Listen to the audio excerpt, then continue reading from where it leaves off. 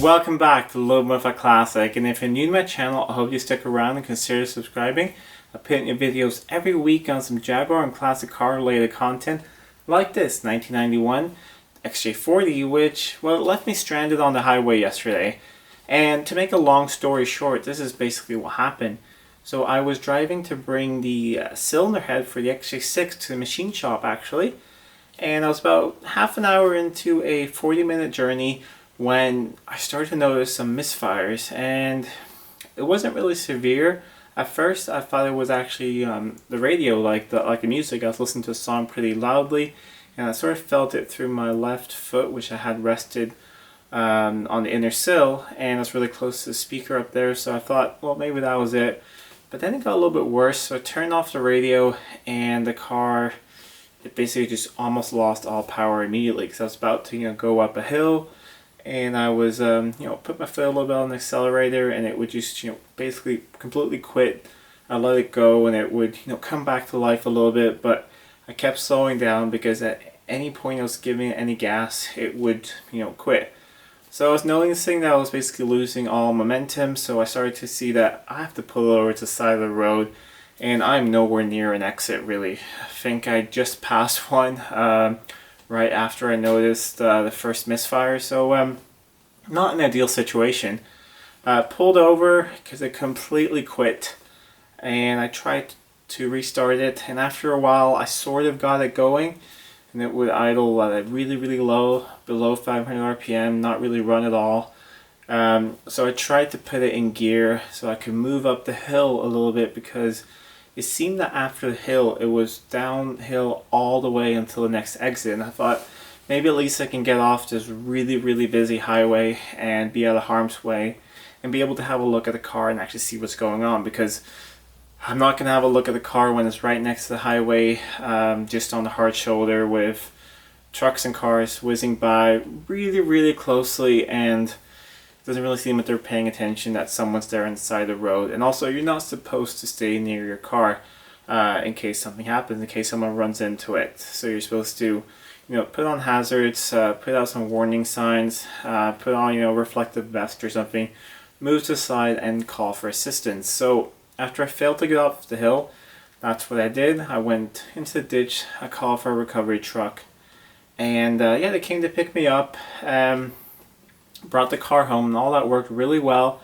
After the truck left my house, I thought, you know what, I'm going to try and see if this thing starts, because I was just curious, and wouldn't you know that after cranking for a bit, it actually burst into life, and it would respond to throttle pretty well. So I just left it running, quickly opened the doors to the workshop, drove it in, turned it off, disconnected the battery, and this is the next day. So now I thought we'd go and have a look and see if we can find out what's going on. I've already actually gone and purchased a part which I think is the issue. It's a very common issue on these cars. So we're going to replace that in today's video and see if that fixes the issue. If not, well, there will be a second part to this video, but it's also going to be kind of hard to diagnose because it does seem like it is running well at the moment. We're going to try that in a bit. We're going to reconnect the battery and see if this cranks up and runs well. So that's a weird thing that it seems to be running well now.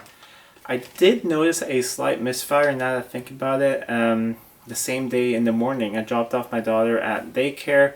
Right when I pulled away from there, it sort of felt like when I was giving gas, nothing really happened. But I was just going, really slow. So I let it off and I reapplied the throttle, and it seemed to happen. So what I think might be the issue is an intermittently failing crank position sensor. It sits up in the front of the engine.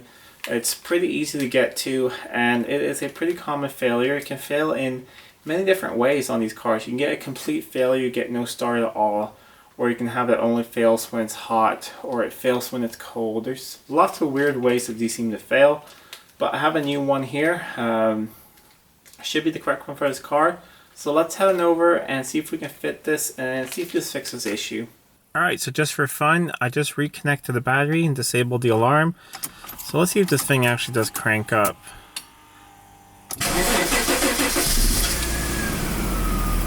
Yeah, it did. It did take a little bit longer to crank than it usually does, but it did fire into life, and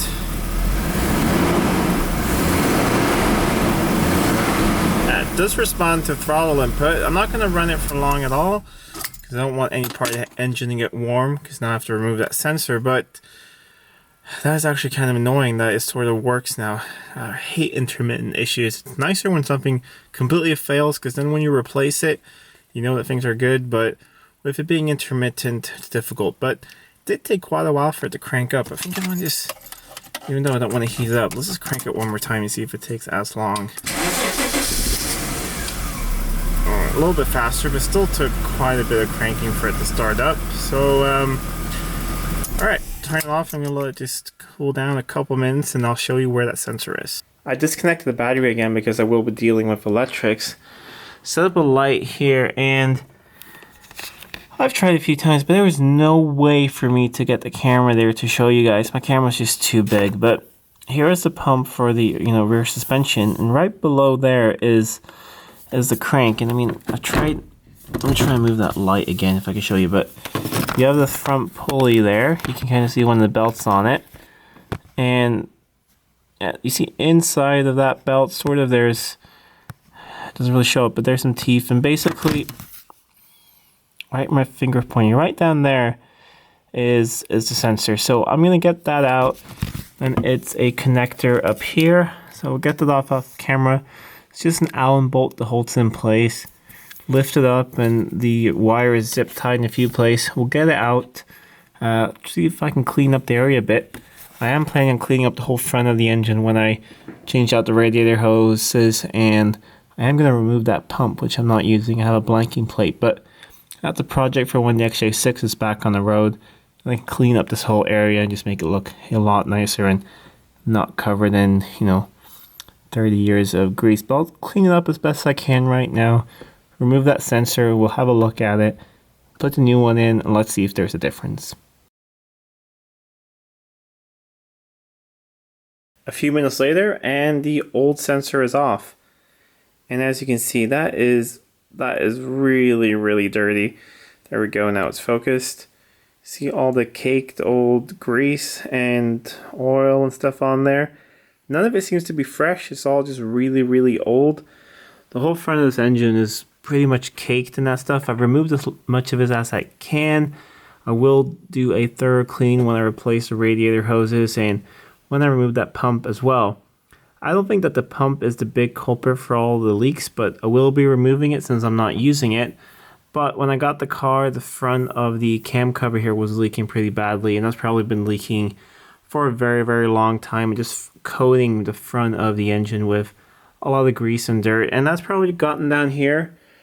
Maybe that's the reason why it failed, I don't know, because if this thing is covered in grease, it will get, hotter than normal, and sort of isolated, and that might happen. Or it's just, a really, really old sensor, and they are prone to failing.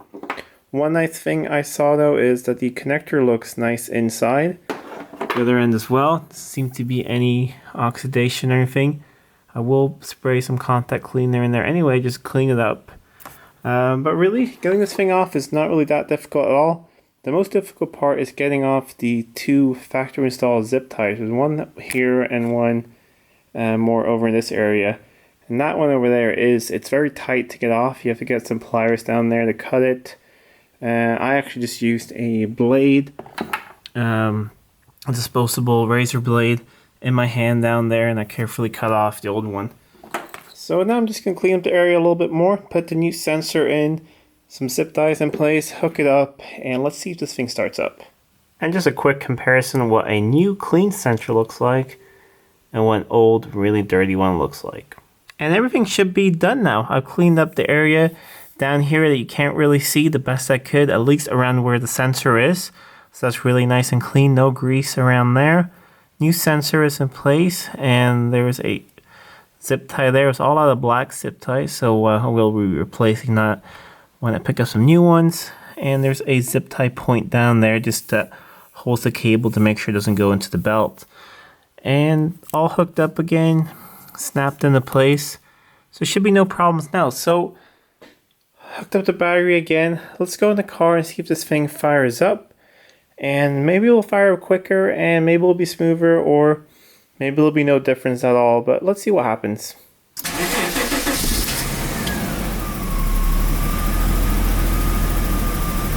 got it cranked into life. Seems to be idling really nice and smoothly.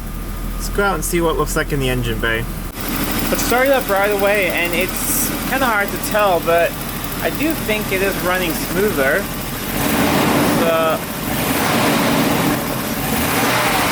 Really responsive, no hesitation at all. It's the middle of the night, and I can see it's completely dark outside, and I don't want to go for a drive in case it breaks down, but I am going to let it just idle here now. I'll leave the door open for maybe 15-20 minutes and see if that check engine light came back. Because when I let it idle, when it came off the tow truck, the check engine light came back after 15 minutes or so. So I'm going to let that happen, and yeah, I'll be back in 20 minutes. So it's actually the next morning. After I was done with all those tests, it was really late. It was past midnight, so I just went straight to bed. But this is what happened. So the first test I did was I let it run for about 20 minutes. First 5 minutes just idle till it warmed up. Then I held it at different RPMs for a while, let it idle a bit longer. I put it in gear for about 5 minutes and had my foot on the brake, let it sit like that for about 5 minutes, trying to simulate, a really long red light, or the world's longest red light. No error message, no nothing, it was running great. So I switched it off, let it sit for about 10 minutes, came back to it, did the exact same thing again, and no error messages. So it's running really great, nothing's wrong with it. It seems to be behaving just as it should. It really hasn't run this good before. So since it's the next day, I can't really remember if I mentioned exactly what the error message was I got, because I did get a check engine light. So I got the check engine light and fuel fail 44. So these cars have a pretty simple onboard diagnostic system, which is really cool, and it was really revolutionary for the time. So if you turn the key to position 2, you can click a button labeled VCM, and the car will tell you what's wrong with it. So it will check all the systems. If there's nothing wrong, it won't display anything, but otherwise in the display where the odometer is, it will display an error message. In this case, it was fuel fail 44. And error messages on these cars, we can go into them in greater depth in the future, but basically they'll tell you that a sensor is sensing something odd, but it doesn't mean that it has to be that sensor that's broken. So on a modern car, if you get, for instance, bad signal from O2 sensor or weak signal, then alright, I should replace my O2 sensor. But this signal is basically that the O2 sensor has sensed either a too rich or a too lean mixture.